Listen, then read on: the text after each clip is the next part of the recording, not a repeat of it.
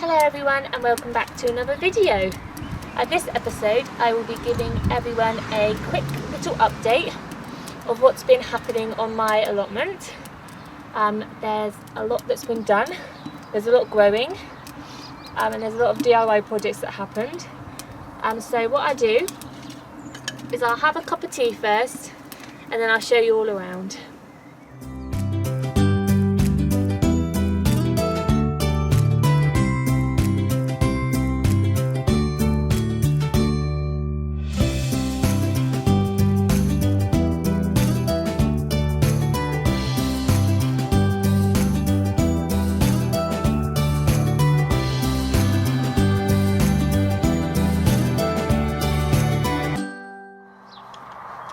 Ta-da! I have a fence. Finally we got it up. Now the chicken wire came in the post about a week ago, and then me and my dad, we came up one evening and we put it up. I rolled it round while he stapled it to the posts. Now he used heavy duty staples and a staple gun, and he put quite a lot down each post just to make it more secure and more stable so they don't just pop off. But I'm really happy with it. I think it looks a lot better than it would have if I put pallets around the whole plot. Just because you can see a lot more through it, because it's got more holes and it's not as eye-catching as the pallets would have been. So I'm really happy. We also put it about 4 inches below the ground level. We dug a little trench just so it's a bit more difficult if rats want to burrow under. So hopefully that will stop the deer from getting in my plot and eating my Swiss chard leaves and treading all over my dirt. And also we made this little entrance. So we made this entrance from pallets.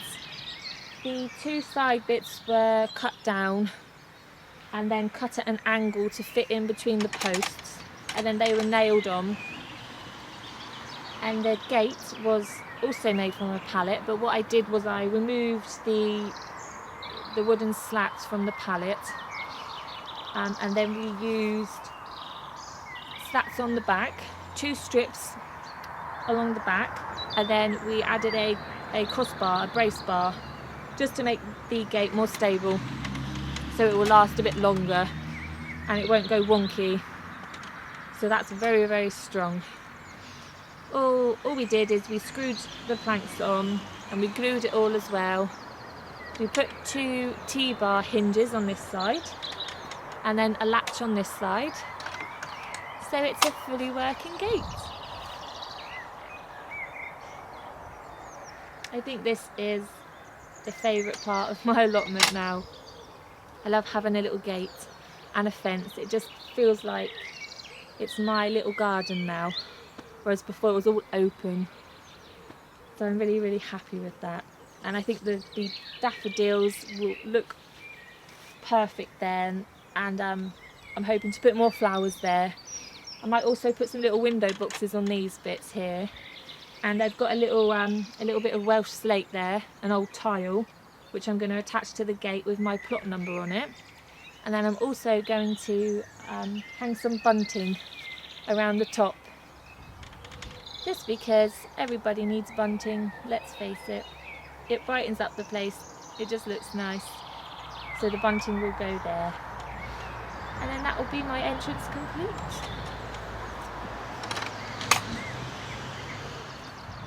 So as you can see, the broad beans are absolutely steaming ahead. They've grown a lot since the last time I've shown you, which is great. As you can see, they've got all their flowers. Well, not all of them, there's still some in there, but there are a lot of flowers, which hopefully means a lot of broad beans in the summer, fingers crossed. Now it's a bit windy on this plot, so I put these bamboo sticks in, and I've tied some twine around the bottom there, just to support them, to keep them upright. Now because they've grown so much, I'll have to put another row of twine around the top, just to support them even more, because as you can see some of them are quite bent over. But they're going really well, I'm really happy with them. The only thing I'm worried about is that something's been eating the leaves. there are a hell of a lot of bite marks on the leaves around the edges, and there's quite a few bigger ones in the centre. So I'm guessing they're caterpillars. So I'll have to watch out for that. I've also noticed there's a lot of ants on my plot, and I've seen a lot of ants climbing around on the broad beans. There's actually some there now. I don't know if they're friend or foe yet, so if anybody has any clue, if they'd like to comment below. I think they're friendly. It doesn't seem like they're eating the leaves because the bite marks are quite large. But it would be helpful to know, because it would be heartbreaking to lose them, to lose the beans at this stage when they're getting so big. Right, they're doing really well. The garlic, on the other hand, still has yellow tips.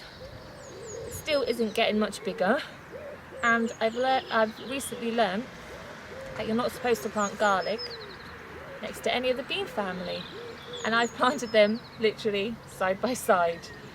So that's a major fault on my behalf, but it's my first year, so you learn things as you go along, and I know never to make that mistake again.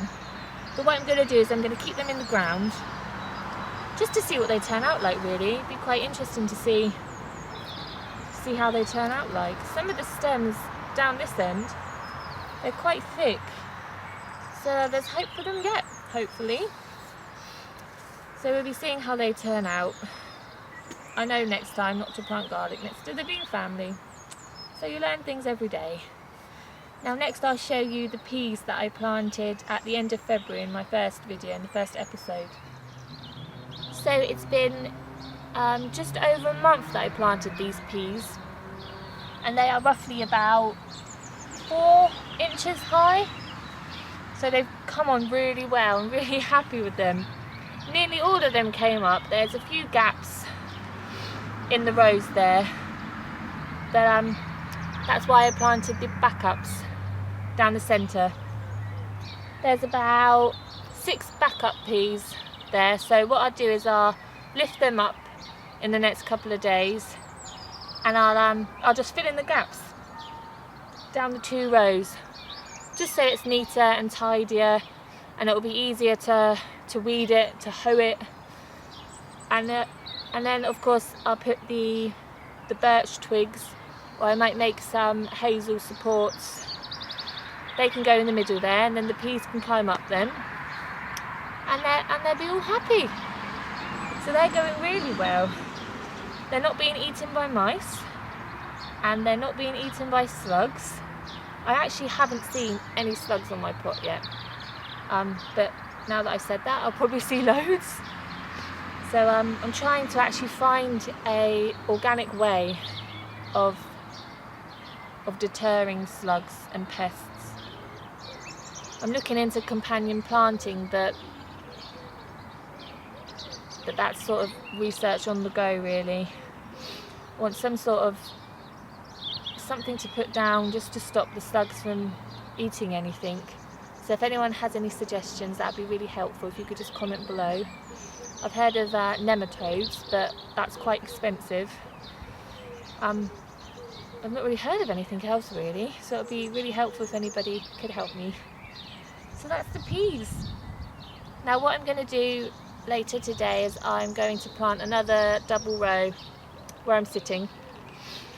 I've left it a bit late actually, because they've been in just over a month. You're only really meant to leave it like 2 or 3 weeks. And you can do it whenever you want. It just means that there'll be a larger gap between harvesting between these 2 rows. So that's absolutely fine. I mean, there's a lot of peas there, so that should keep us going for a while. But yeah, I'm really happy with them. The Swiss chard is still going strong. I am still just so amazed by the Swiss chard. Before the fence was up, the deer managed to munch quite a lot of leaves from the back few rows, but they're even growing back as well, which is just amazing. I think there is another harvest soon, which means there is another Swiss chard quiche for dinner, which is great. I love the Swiss chard quiche, it's delicious. The recipe is on my blog actually, if you want to check that out. It's very, very yummy. Now, this bed is going to be the brassica bed, so what I'm thinking is going to have to happen is that I'm going to have to pull these Swiss chards up, even though they're growing so well. Obviously that won't need to be done until the brassicas are ready to come out, so they've got a few weeks left yet. So yeah, I'm definitely growing Swiss chard again. It won't be in this bed. What I might be doing is putting some Swiss chard down in my fruit bed, because the fruit bushes won't be that big this year.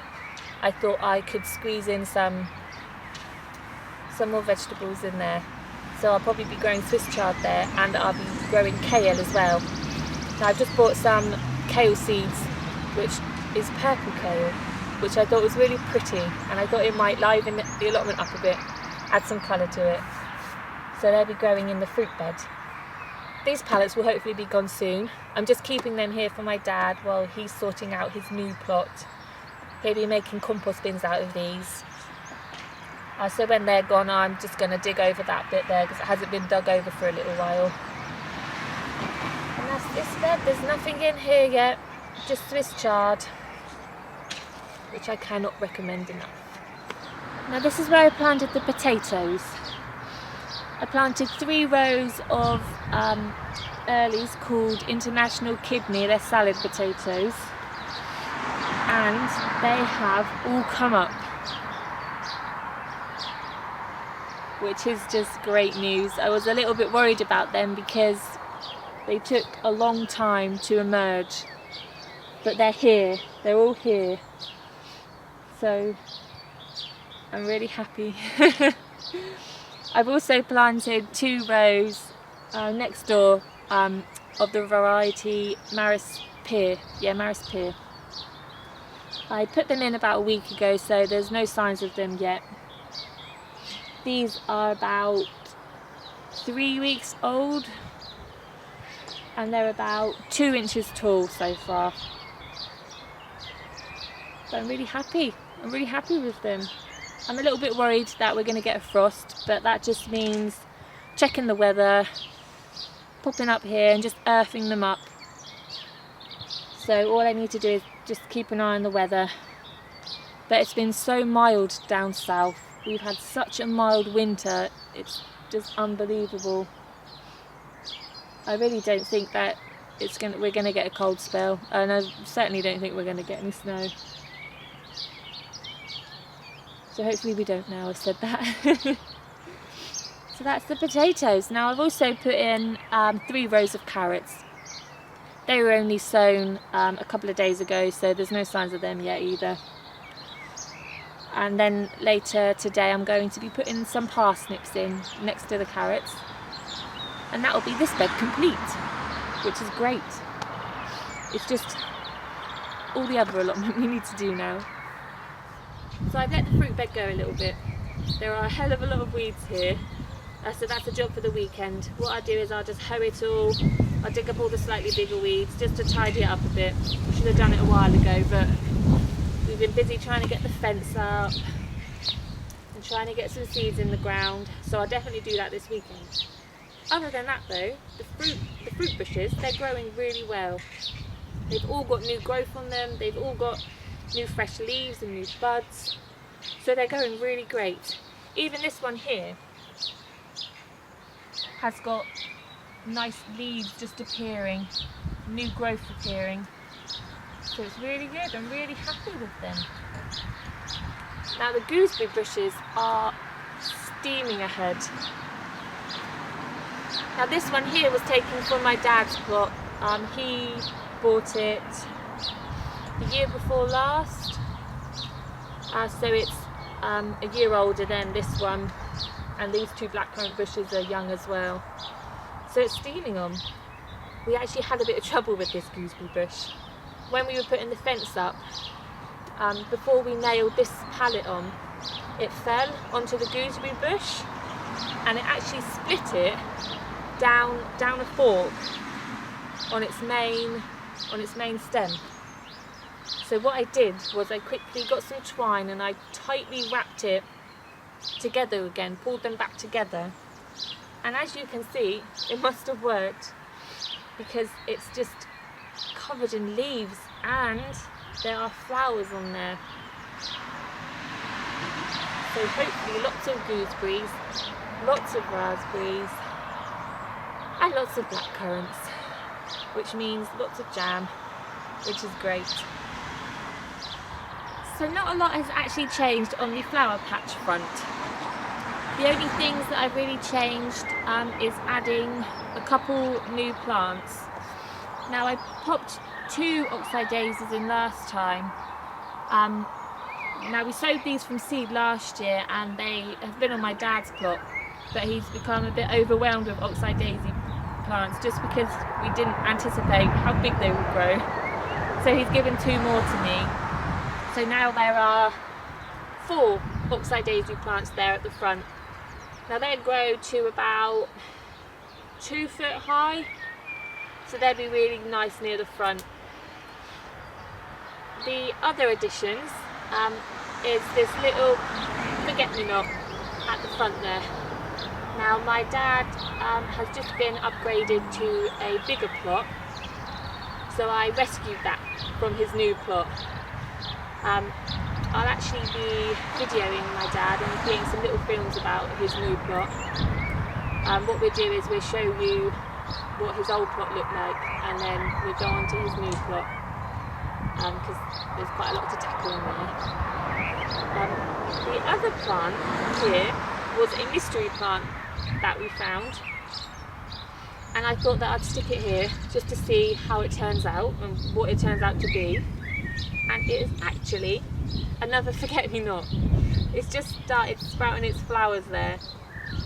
So now I have 2 forget-me-nots, which is never a bad thing because they're really pretty. So they'll be going there, and I mean they won't be growing that high, but I might take them out, I might not, I'm not sure yet. It just brightens the place up a little bit right now. The verbenias at the back, they're still growing. They're spouting out new growth, which is great. Oh, and the grapevine. Now, a fellow YouTuber gave me some advice.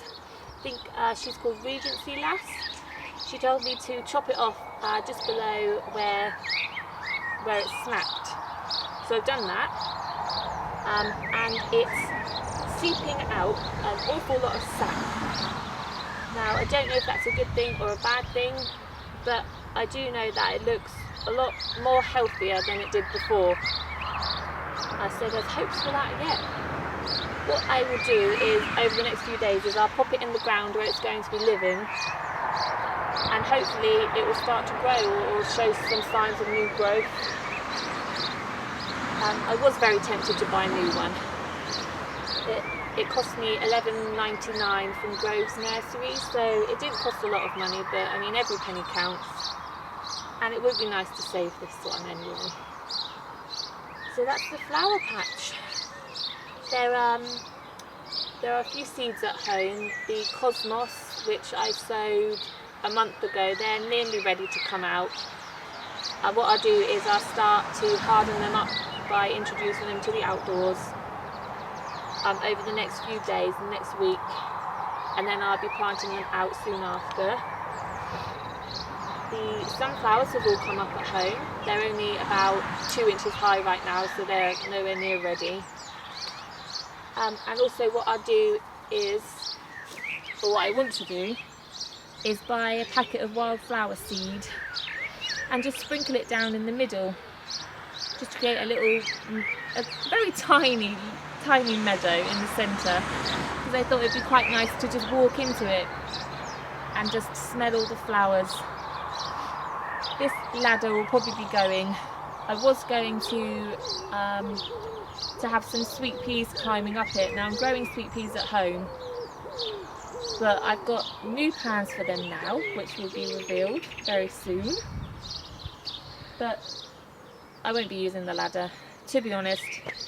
It takes up a hell of a lot of room, and I'd rather just be able to walk in here, and I won't be able to do that with the ladder there. So that's going to have to find a new home.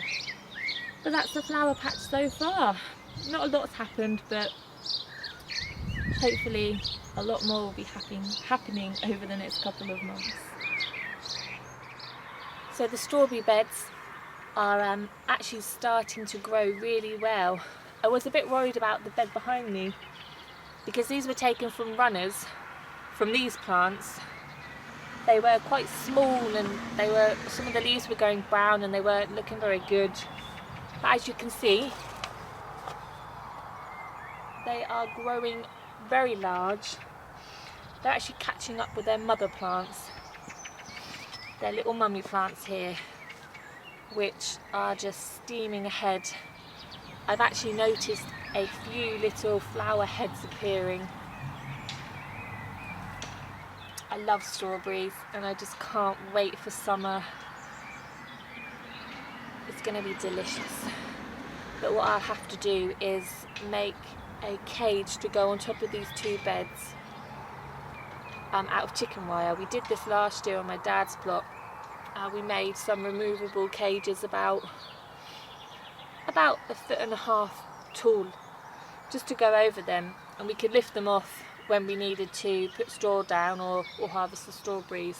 So they were really good and they kept the birds off and they kept the rats away, which is the most important thing, because I want to eat all the strawberries. I just can't wait for summer. So onto my pathway now. I've been cracking on a little bit with this.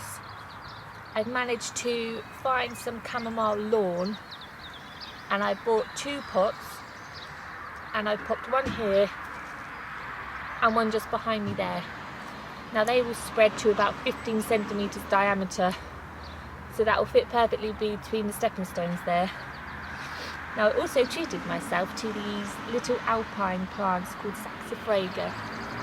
Now they've got these little delicate flowers on, which sprout up taller than the actual grass bit. So they hopefully look really nice once they're growing. I'm just going to have to be careful that I don't knock them with my welly boots when I'm passing them, so that's why I placed them nearer to the edge. Now I've only got 4 plants there because they're going to spread to about 15 centimetres, and I think that might be enough. So that's my pathway. Now there are other plans afoot for the 2 flower beds that are going either side. There is some dwarf lavender this side at the moment. Some of it looks like it's dying, whereas some of it is growing really well. Now that will all be pulled up over the next few weeks, because I have some brand new plans for this area. What I'm going to do is make an archway which will go from the entrance there right up to where the stepping stones end, where the tulips are, and I'm going to make that out of hazel, which I have sourced locally from a new company. So that's really exciting. I'm really excited about that. I don't know how to make an archway, so it will be interesting, that's for sure. So the archway will go from this bed to that bed. The lavender will go, and I am planting a variety of climbing pumpkins called Munchkin from Sarah Raven. They're only very small pumpkins, but they climb, so they'll be climbing up the archway. There'll be sweet peas climbing up there as well, and I'm also going to be growing some bolotto beans called fire tongue, climbing beans, which I've just found out about really, and I'm really excited about growing them because you can dry them and use them as haricot beans in stews, so that's what I'm going to be doing with them. I was going to grow some more climbing French beans over them, but I'll be growing a couple of rows down by the broad beans, so I thought that was enough, and I'll experiment with the bolotto beans. So that's the plan for there. What I do is I do another video about the hazel archway. When I get the hazel, I'll show you all how to make an archway as best as I can. So that's the pathway.